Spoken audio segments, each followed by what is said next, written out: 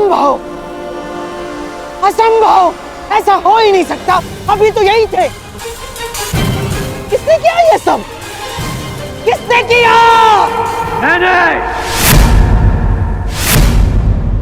मैंने किया है ये सब गांधार नरेश। मैंने किया है।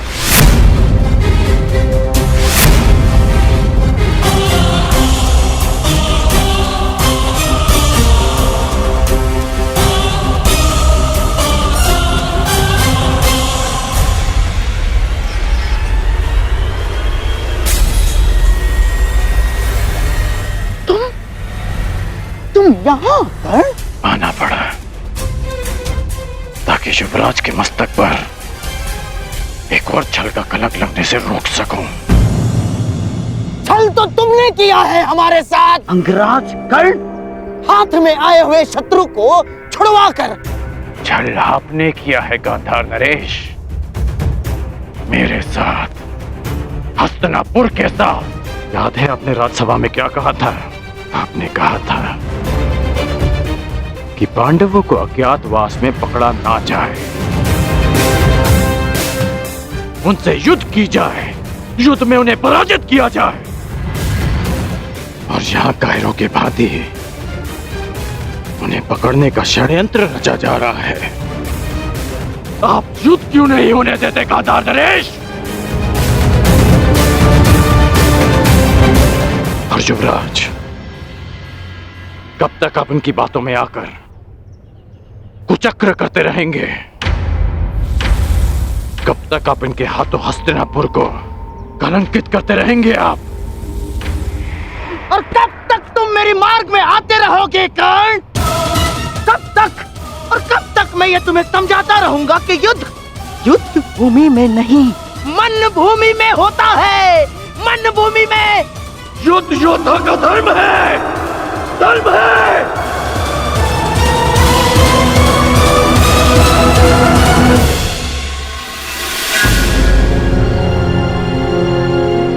बस बस कर्ण, बस। तुम्हारे भाषणों के लिए हमारे पास बहुत सारा समय बचा है, परंतु सूर्यास्त होने में कुछ ही घड़ियां शेष हैं कर्ण।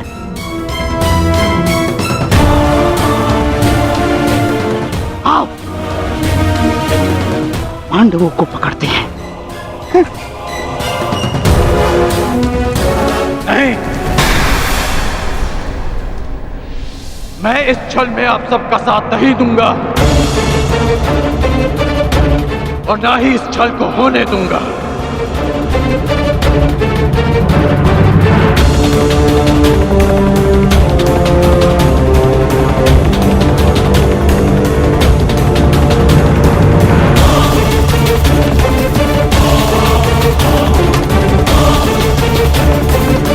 क्या? नहीं जाओगे? तुम हस्तिनापुर के सेवक हो कर्ण, सेवक। और ये बात कभी मत भूलना, समझ गए?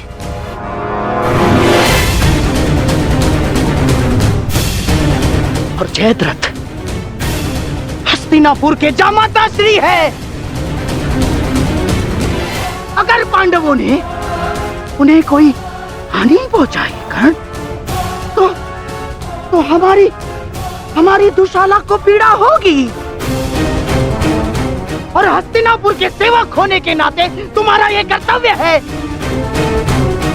तुम जयद्रथ की रक्षा करो। और इसलिए पांडवों को पकड़ना होगा कर्ण। छल नहीं होने दूंगा। बस!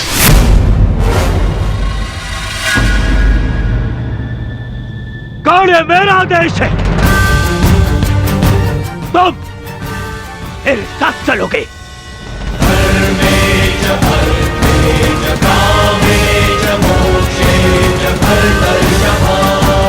यह हस्तिनापुर के लिए आवश्यक है कर्ण। और मेरी बहन दुशाला के लिए भी। जी युवराज।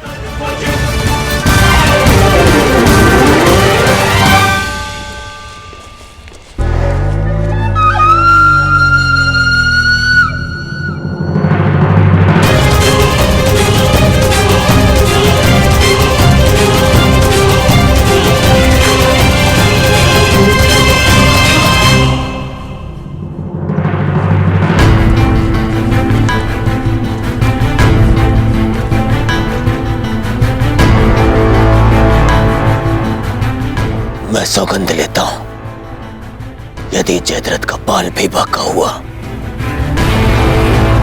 तो मैं उन पांडवों को छोड़ूंगा नहीं।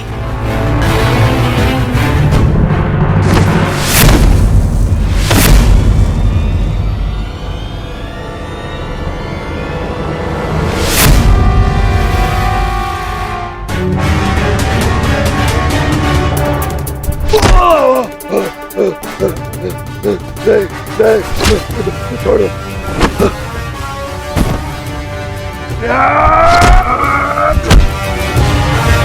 क्षमा कर दो मुझे। तुम्हें क्षमा कर दूं? तुमने पांचाली को छूने का दुस्साहस किया है जयद्रथ।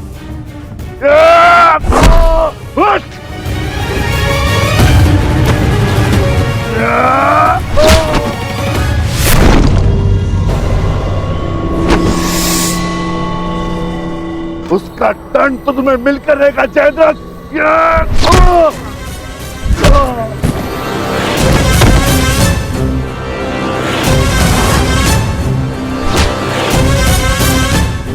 हम पांचों भाई 5 उंगलियां नहीं, एक मुट्ठी हैं। आओ उसका बल दिखाता हूं।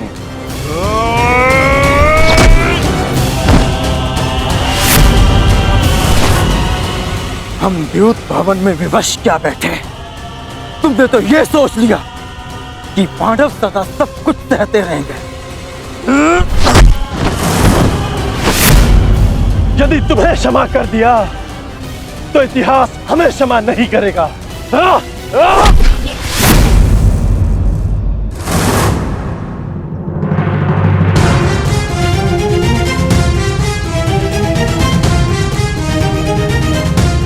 मुझसे भूल हो ये पांचाली, मेरे अपराध को क्षमा करो देवी।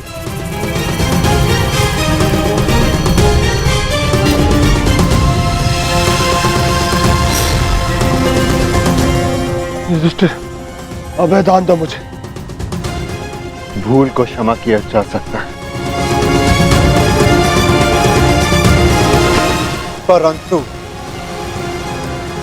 अपराध को नहीं।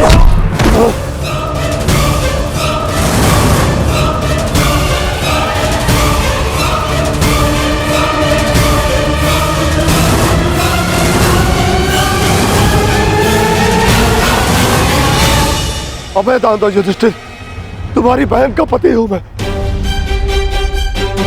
यही तो विडंबना है कि तुम जैसा धूर्त दुशाला का पति है।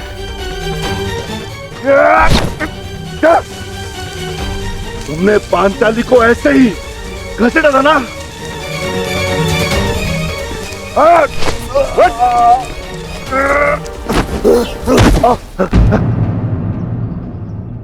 ये तुम्हारा अपराधी है पांचाली, और इसके दंड का निर्णय केवल और केवल तुम ही करोगी।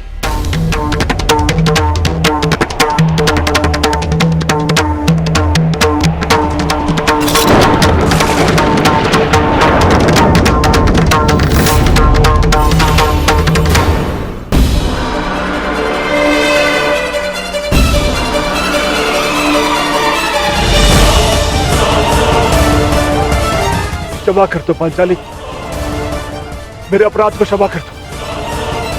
जिस सीमा को तुमने लांघा है उसके पार क्षमा और दया नहीं की जा सकती। इस अपराध का दंड तुम्हें अवश्य मिलेगा।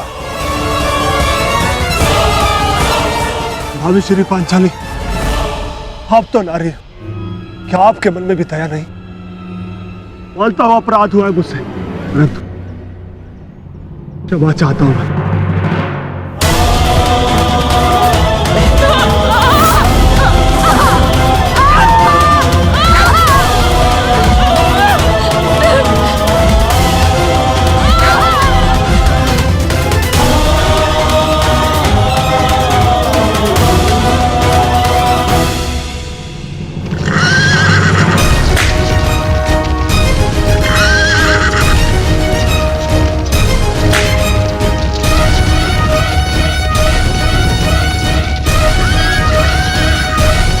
वो जयद्रथ को क्षमा नहीं करेंगे दुर्योधन। अब एक ही मार्ग है केवल दुर्योधन, समय रहते हम उस तक पहुंच जाने चाहिए।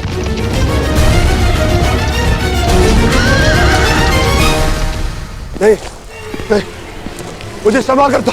नहीं नहीं नहीं नहीं, मानता हूं अपराध हुआ मुझसे, परंतु क्षमा कर दो मुझे। अपमान की अग्नि में दया भस्म हो जाती है जयद्रथ।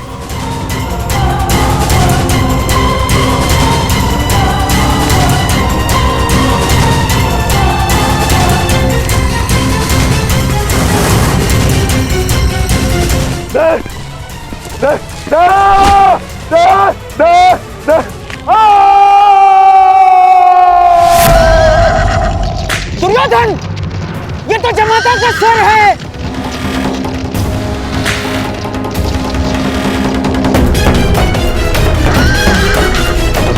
जयद्रथ! जयद्रथ!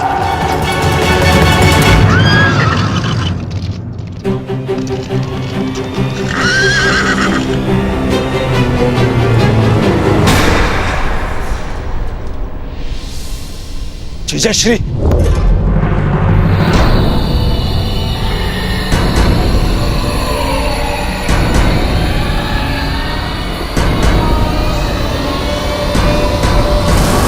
जीजाश्री, जीजाश्री उठिए। जामाता श्री, महाराज जयद्रथ, जयद्रथ! जीजाश्री उठिए। जीजाश्री, जामाता, आंखें खोलिए जयद्रथ। महाराज जयद्रथ! जीजाश्री उठिए। उठिए उठिए जीजाश्री।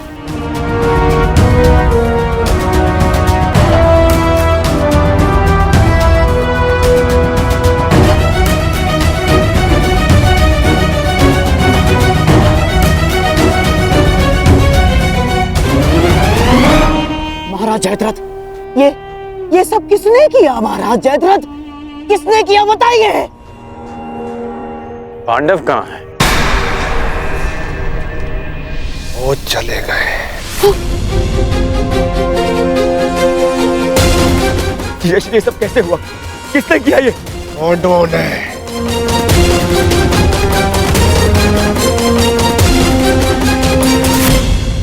मैं उनके समक्ष बहुत रोया, गिड़गिड़ाया, क्षमा मांगी, परंतु उन्होंने मेरी एक ना सुनी।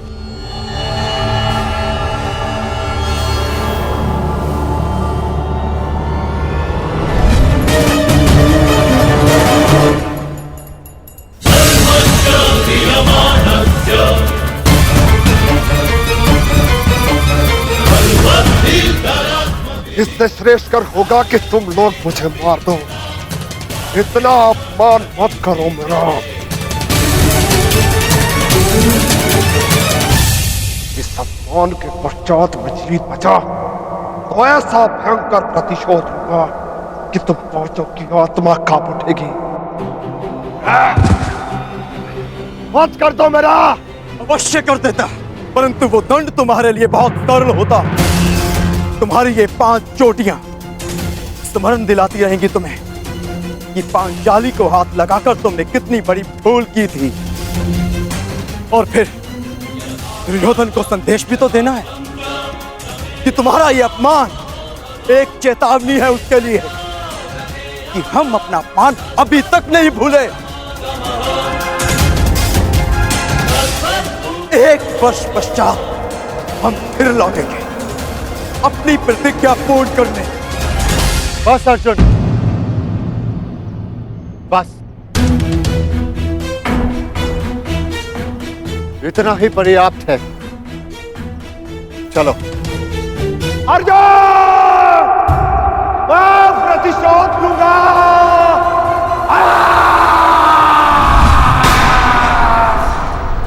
अब मैं उन पांडवों को नहीं छोड़ूंगा, नहीं छोड़ूंगा उन्हें। उन्होंने मेरे जीजाश्री का अपमान किया, मेरे जीजाश्री का।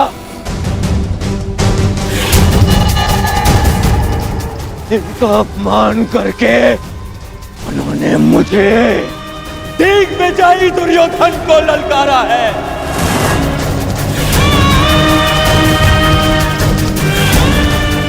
अधिक दूर नहीं गए होंगे वो पांडव।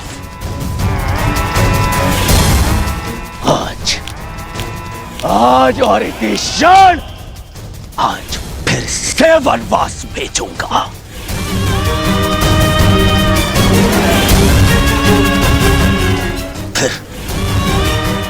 फिर मैं उनका वध करूंगा।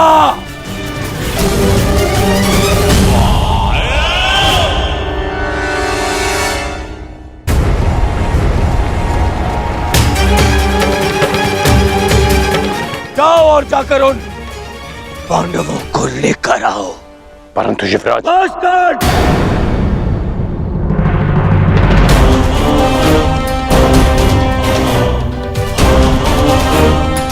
बस अब और नहीं।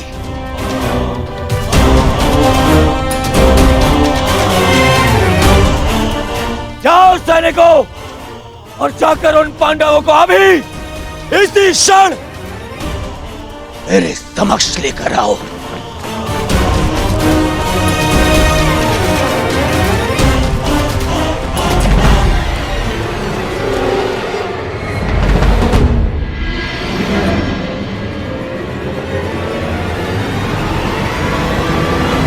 कौन? तुम भी जाओगे और ढूंढोगे पांडवों को। यह हस्तिनापुर के युवराज का आदेश है तुम्हें।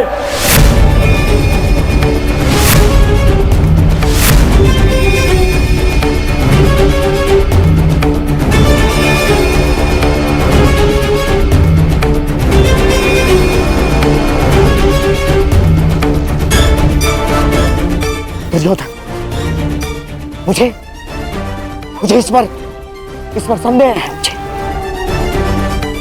न जाने मुझे ऐसा क्यों लगता है कि इसने पांडवों को ढूंढ भी लिया, तो ये हमें बताएगा नहीं ना।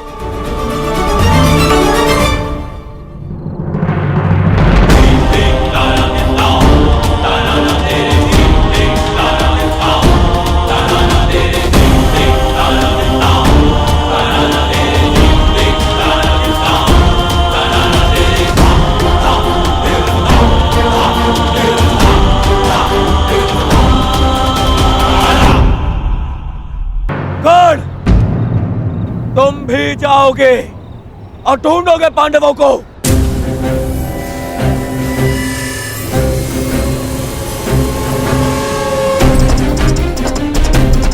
दुर्योधन, न जाने मुझे ऐसा क्यों लगता है कि इसने पांडवों को ढूंढ भी लिया, तो ये हमें बताएगा नहीं ना।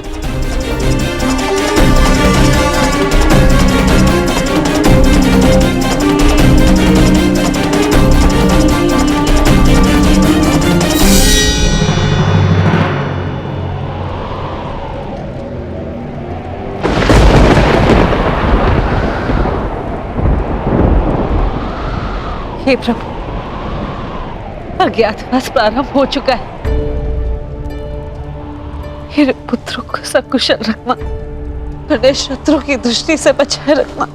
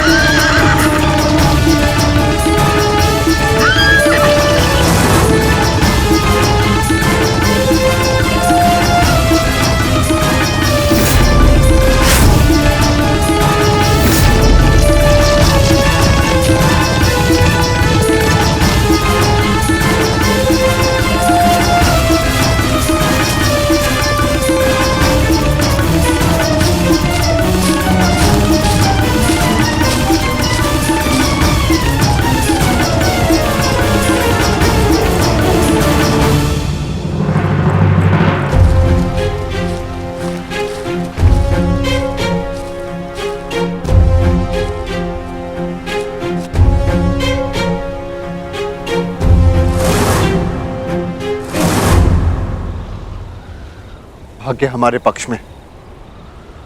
गौरव अपने मंतव्य में सफल नहीं हो पाए। हम उनकी पहुंच से बहुत दूर निकल चुके हैं। चलो आगे बढ़ते हैं।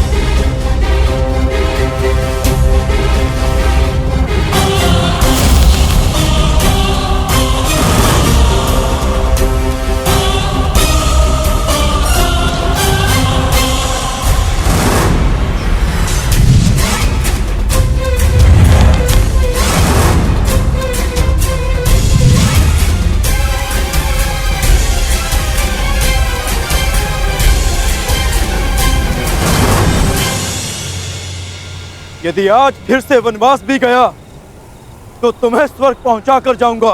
ये तो द्वंद पूर्ण होने पर पता चलेगा अर्जुन कि किसे वीर गति मिलेगी और कौन स्वर्ग जाएगा।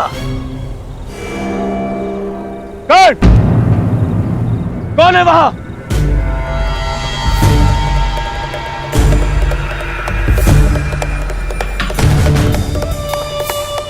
वहां पर पांडव है क्या?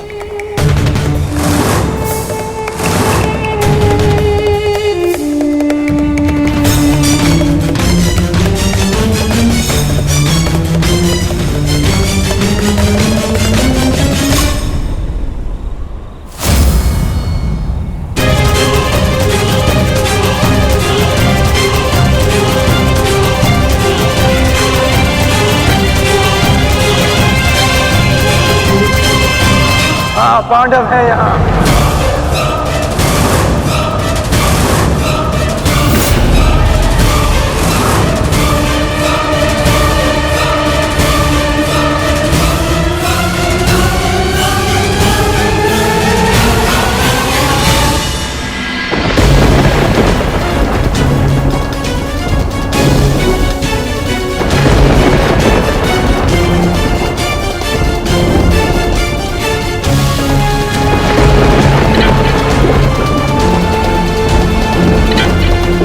ये दीपक मेरे पुत्रों के प्रतीक हैं। इन्हें मैं बुझने नहीं दे सकती।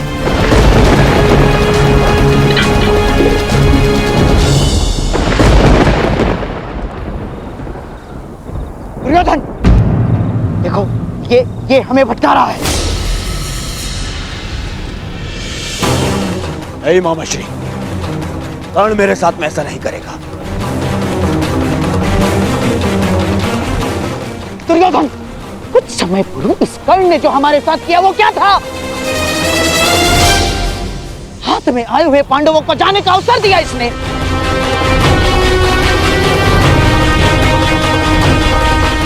नहीं मामा श्री। दुर्योधन, मुझे इस कर्ण पर तनिक भी विश्वास नहीं है। इसने यदि कहा कि पांडव यहाँ है तो निश्चित रूप से पांडव वहाँ नहीं है। मेरा विश्वास करो, पांडव नहीं है वहाँ। मेरा विश्वास करो। हमें पांडवों को पकड़ना है। एक एक पल वो हमसे दूर होते जा रहे हैं। दुर्योधन, मैं कह रहा हूं, मेरा विश्वास करो। आओ मेरे साथ।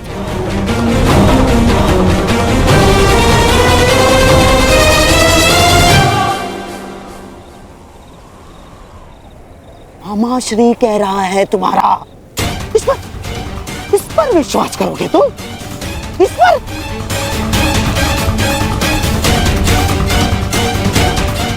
आओ चलो दुर्योधन।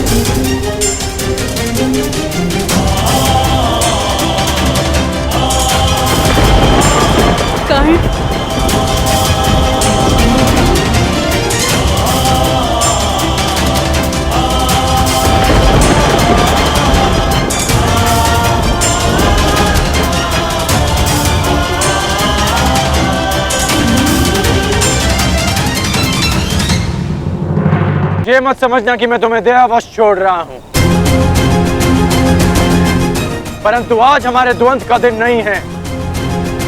आज हमारा द्वंद्व पूर्ण नहीं होगा और अगले 12 वर्ष मैं द्वंद्व की और प्रतीक्षा नहीं कर सकता।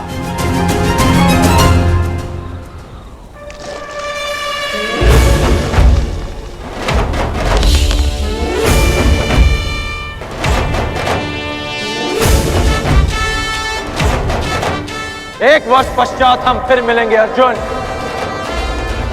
जब तुम्हारा अज्ञातवास पूर्ण हो जाएगा, तब हमारे मध्य और कोई नहीं होगा।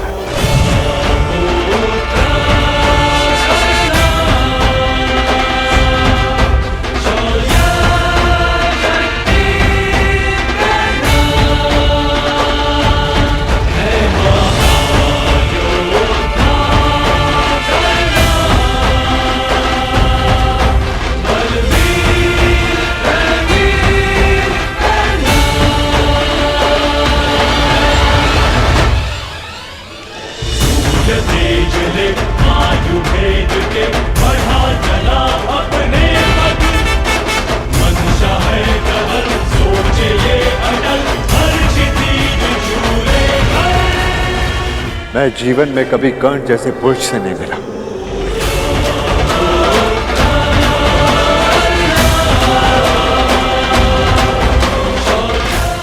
कदाचित ये हमारे पक्ष में होता।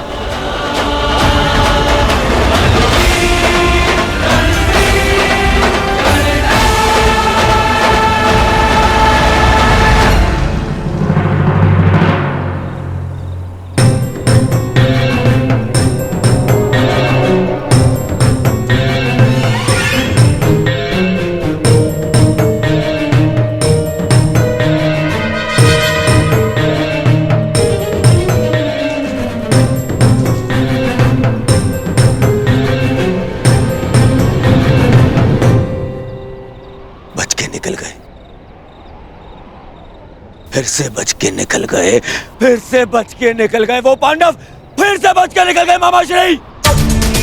दुर्योधन, लगता है इस समय भाग्य उनके साथ है।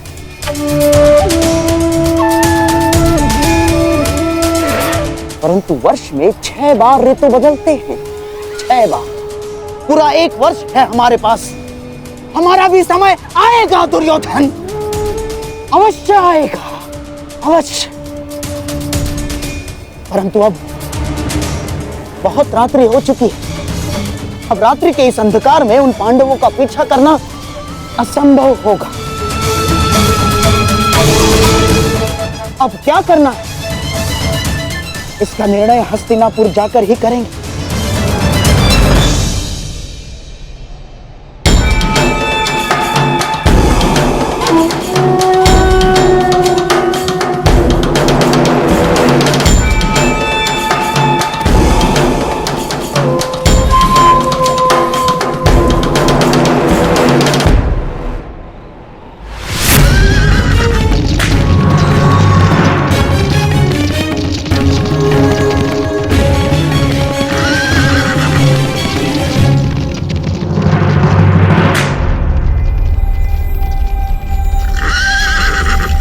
कहाँ खोए हो महारथी?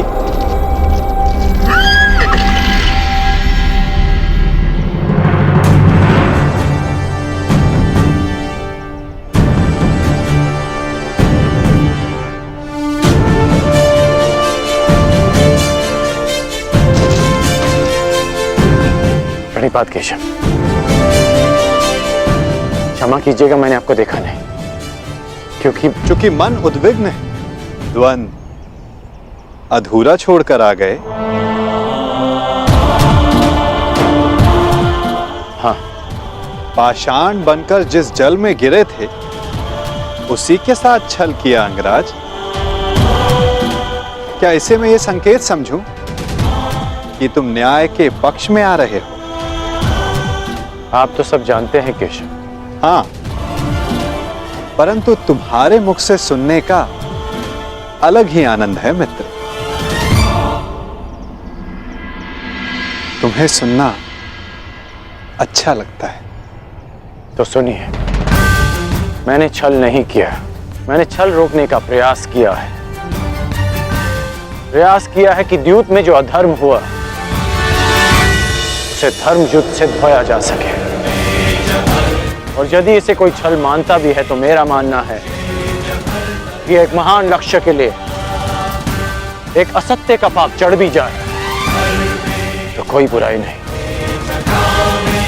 और वैसे भी मेरे कंधों पर श्राप का बोझ इतना बड़ा है कि एक छोटे से पाप का बोझ कोई अंतर नहीं डालेगा वासुदेव। आज्ञा दीजिए वासुदेव।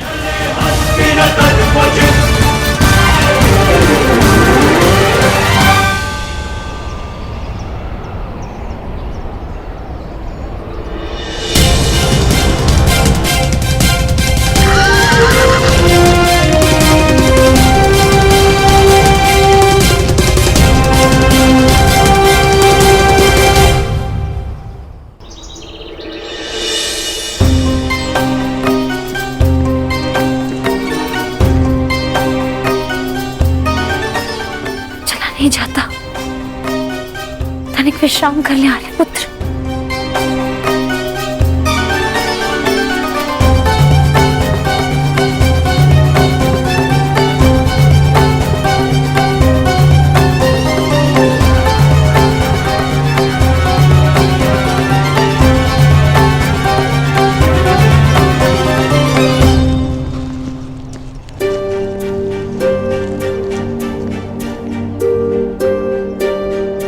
प्यास लगी है।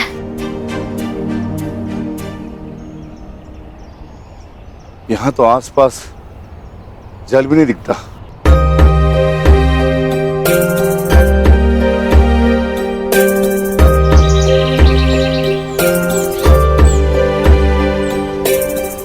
अनुज भाई, वो देखो जल पक्षी। यहाँ जल अवश्य होगा। ज्येष्ठ, मैं जाकर जल लेकर आता हूँ।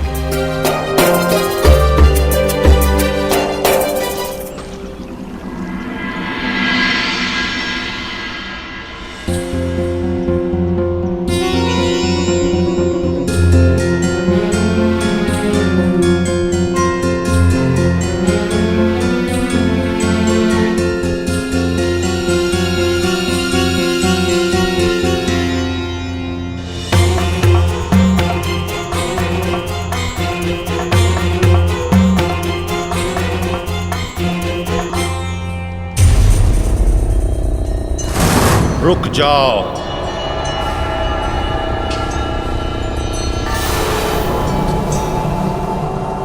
ये सरोवर मेरा है। इसका जल उपयोग में लेने से पूर्व मेरे प्रश्नों का उत्तर देना होगा।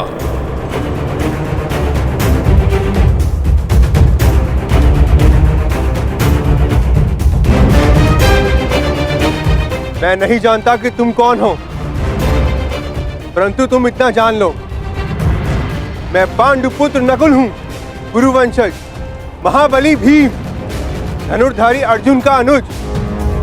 मुझे तुमसे कोई भय नहीं है। ये वीर भोग्य वसुंधरा है, मुझ में बल है और मैं जल लूंगा।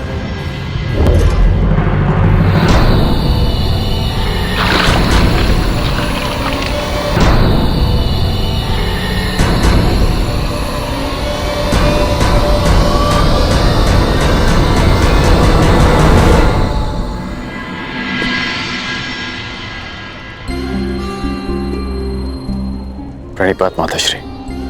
यशस्वी भव। आपने मुझे स्मरण किया?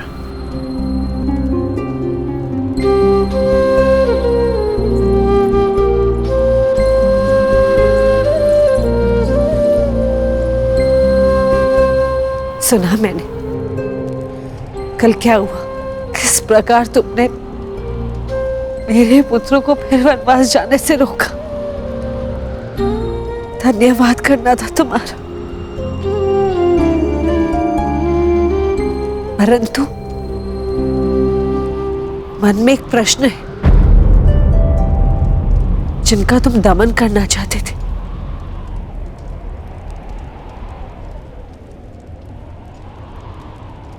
उन्हें क्यों छोड़ दिए? प्रतिज्ञा ली थी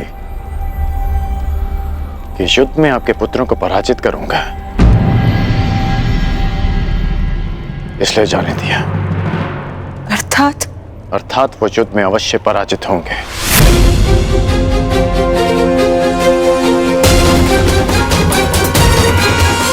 परंतु एक वचन भी है कि आपके पुत्र 1 वर्ष का अज्ञातवास अवश्य पूर्ण करेंगे।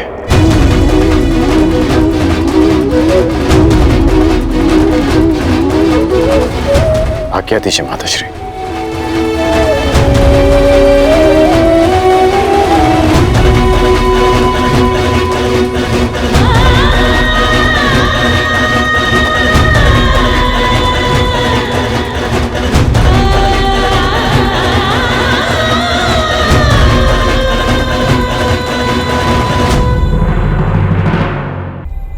जिनका तुम दमन करना चाहते थे, उन्हें क्यों छोड़ दिए? प्रतिज्ञा ली थी कि युद्ध में आपके पुत्रों को पराजित करूंगा, इसलिए जाने दिया। परंतु एक वचन भी है कि आपके पुत्र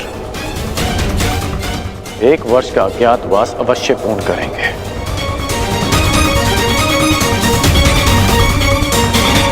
आज्ञा दीजिए माताश्री।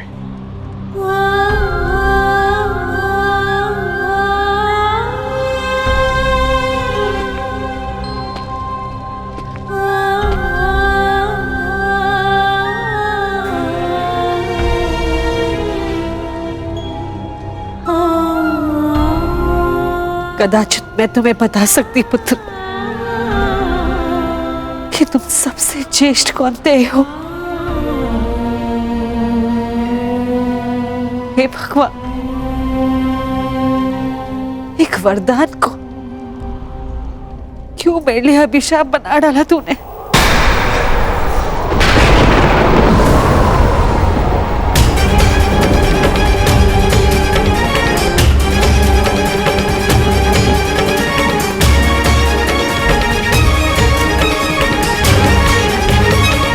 हे ईश्वर,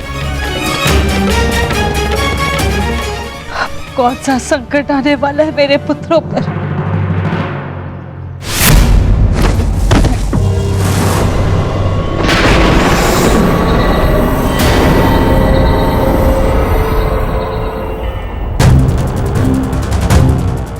इतना विलंब हो गया है। अब तक तो नकुल को आ जाना चाहिए था। मैं देख कर आता हूँ ज्येष्ठ, कहीं कोई संकट तो नहीं। मैं भी साथ चलता हूँ। दुर्योधन के गुप्तचर हमारी खोज में है, कहीं उनकी ओर से कोई संकट ना आया हो। यदि शत्रुदल से कोई हुआ तो ज्येष्ठ उन्हें तो मैं स्वर्ग लोक भेज कर आऊंगा।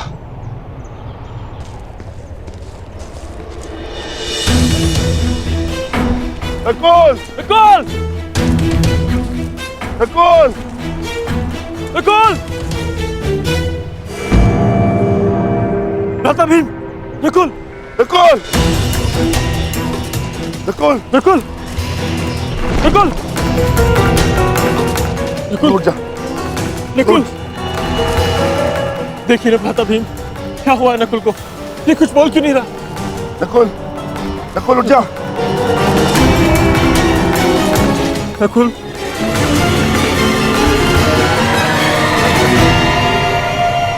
कौन छुपाए यहाँ?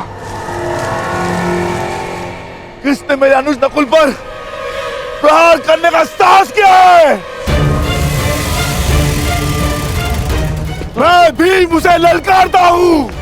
मैं कहता हूँ सामने आ। आज तुम्हारा नाश तो निश्चित है। नकुल!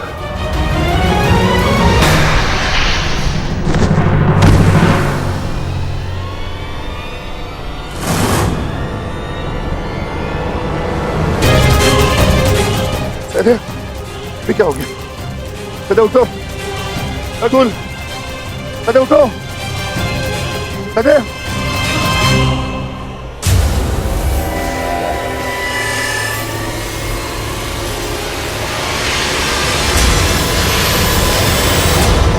दादा भीम!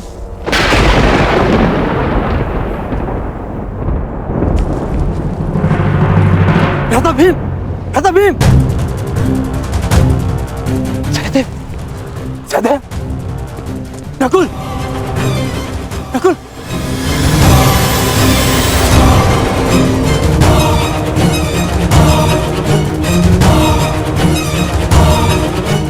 जो महाबली भीम को गिरा सके वो किसी सामान्य मनुष्य की वश की बात नहीं। तुम अवश्य कोई मायावी हो, तुम जो भी हो, यक्ष, किन्नर, गंधर्व, मायावी, पिशाच, प्रेत, मेरे समक्ष प्रस्तुत हो और मेरे भाइयों को जीवित करो, अन्यथा अपने प्राण देने के लिए तत्पर हो जाओ।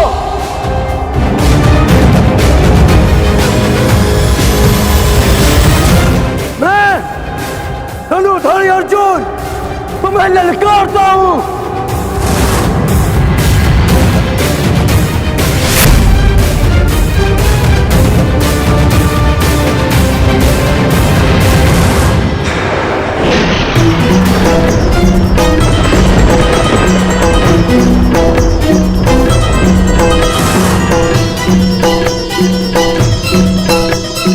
पांचाली,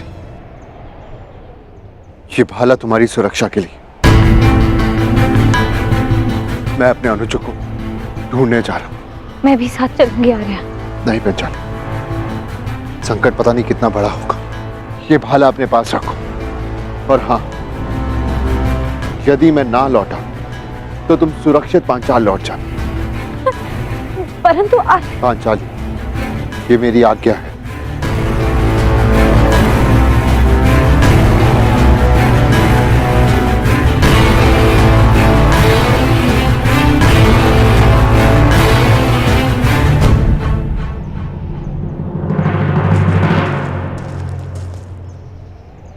नकुल! भीम! सहदेव!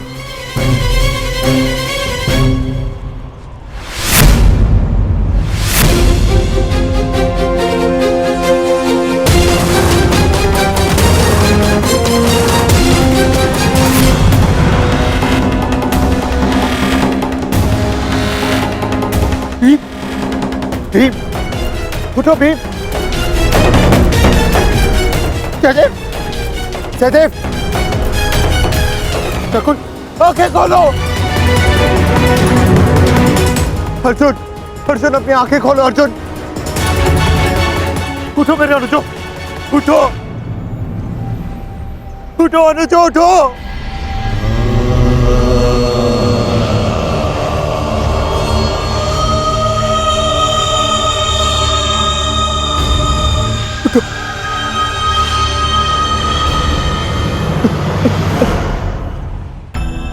कैसा ज्येष्ठ, कैसा ज्येष्ठ!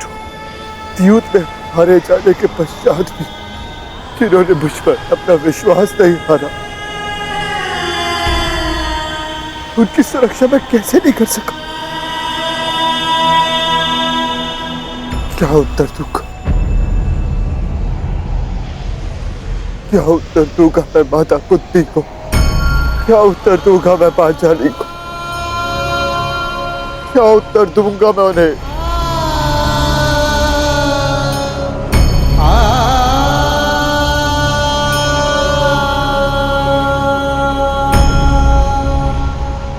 मैं नहीं चाहता कि आप कौन, परंतु मैं ये चाहता कि मेरे अनुजों की हत्या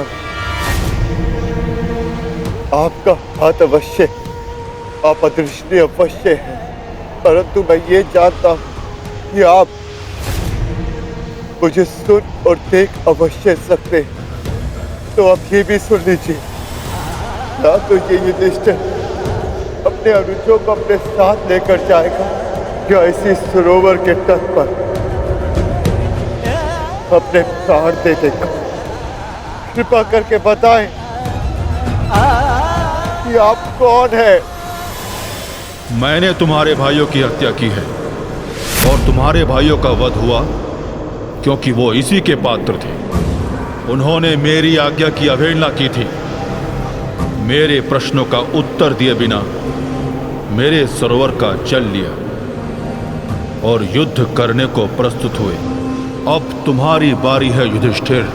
मेरे प्रश्नों का उत्तर दोगे या युद्ध का आह्वान? बिना शत्रु को जाने,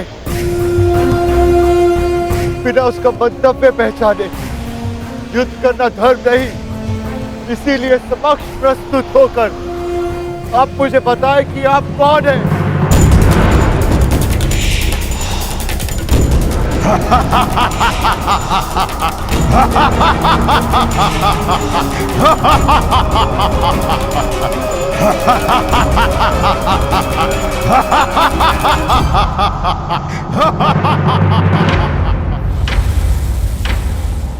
मैं यक्ष नायक हूं और ये सरोवर मेरा है। पंच तत्वों पर केवल परमेश्वर का अधिकार है, तो फिर इस जलाशय के जल का उपयोग करने से आप किसी को कैसे रोक सकते हैं? ऐसे कैसे किसी के प्राण ले सकते हैं आप? उत्तर दीजिए। मैं व्यर्थ विवाद नहीं करता हूं युधिष्ठिर। धर्मराज हो, इतना तो समझते हो ना कि बिना किसी की अनुमति लिए किसी की वस्तु का प्रयोग करना चोरी है और मैंने चोरों को दंड दिया है। परंतु तुमने यहां आकर ना मेरी संपत्ति पर दृष्टि डाली और ना मुझे युद्ध के लिए ललकारा। अभी तो तुमने मेरा आह्वान किया, इसलिए मैं तुम्हें एक अवसर देता हूं। मुझे मेरे प्रश्नों का उत्तर दो और मैं तुम्हारे एक भाई को जीवित कर दूंगा। बोलो, स्वीकार है?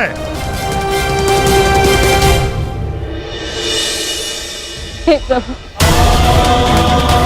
मैं नहीं जानती है कैसी लीला है।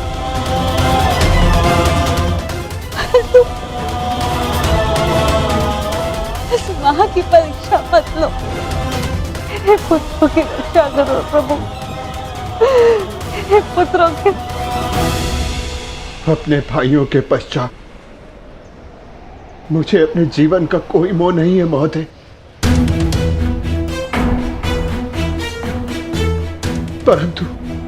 परंतु मेरा एक भाई जीवित हुआ तो मुझे संतोष होगा। तो ठीक है, मेरा पहला प्रश्न, मनुष्य का सबसे बड़ा धर्म क्या है? मनुष्य का सबसे बड़ा धर्म अपना लक्ष्य पूरा करना है। और उसका लक्ष्य क्या है? अपना कर्तव्य पूरा करना। मनुष्य में कितने वर्ण हैं और प्रत्येक वर्ण का कर्तव्य क्या है? मनुष्य में 4 वर्ण हैं, ब्राह्मण, क्षत्रिय, वैश्य, शूद्र। ब्राह्मणों का कर्तव्य है केवल वेद पाठ करना ही नहीं, बल्कि धर्म को जनमानव में बसाना भी है। क्षत्रिय का कर्तव्य पराक्रम से धर्म की रक्षा करना है। वैश्य का कर्तव्य आर्थिक उन्नति करना है और शूद्र का कर्तव्य सेवा करना। परंतु इन चारों कर्तव्यों से बड़ा भी एक कर्तव्य है, वो है प्रत्येक मनुष्य का हित करना। क्षत्रिय हो, वैश्य हो या शूद्र हो, यदि वो जनहित नहीं कर सकता तो वो मनुष्य नहीं है। उत्तम युधिष्ठिर,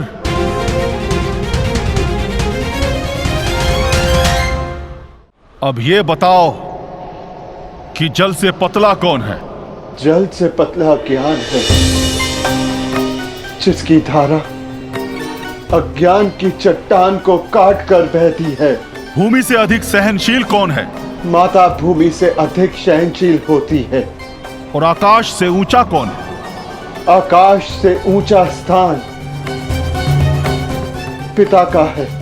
वायु से अधिक गति किसकी है? और भूसे के तिनकों से अधिक संख्या किसकी है?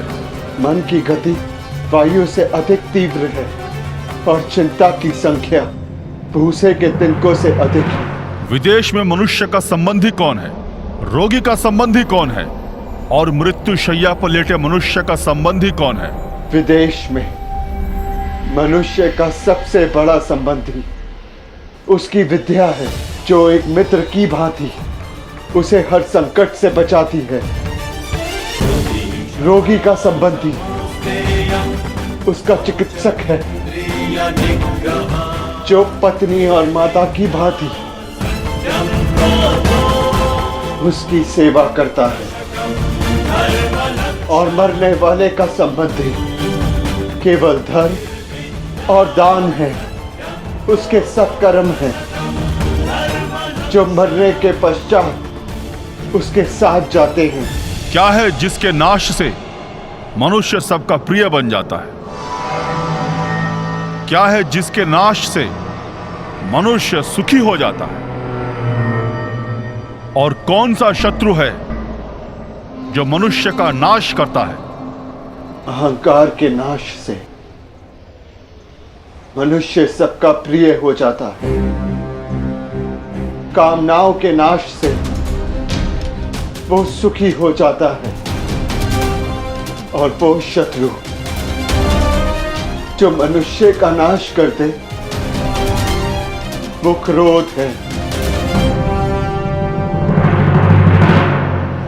अंतिम प्रश्न युधिष्ठिर, बताओ, संसार का सबसे बड़ा आश्चर्य क्या है? मनुष्य प्रतिदिन सहस्त्रों को जन्म लेते हुए देखता है, सैकड़ों को मरते हुए देखता है, जो जानता है कि उसे भी एक दिन मर जाना, फिर भी सदा जीने की चाह रखता है।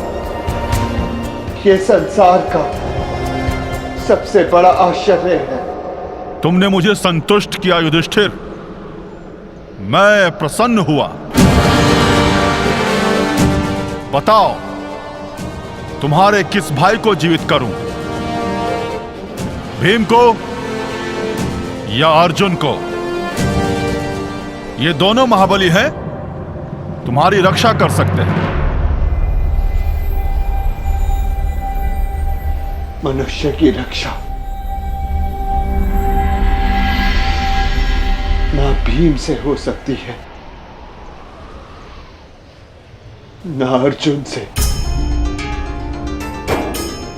मनुष्य की रक्षा यदि हो सकती है तो केवल उसके धर्म से। और मेरा धर्म कहता है कि जो मेरे लिए सबसे पहले दांव पर लगा, जिसने मेरी प्यास बुझाने के लिए सबसे पहले अपने प्राण दिए, मेरा वो अनुज नकुल जीवित हो जाए। हमारी दो माएं हैं, एक माता कुंती का पुत्र मैं जीवित हूं और दूसरी माता मादरी का पुत्र नकुल जीवित रहे। अति उत्तम युधिष्ठिर, जो विपत्ति में भी न्याय और धर्म का साथ नहीं छोड़े वही सफल होता है। तुम अपनी परीक्षा में सफल हुए।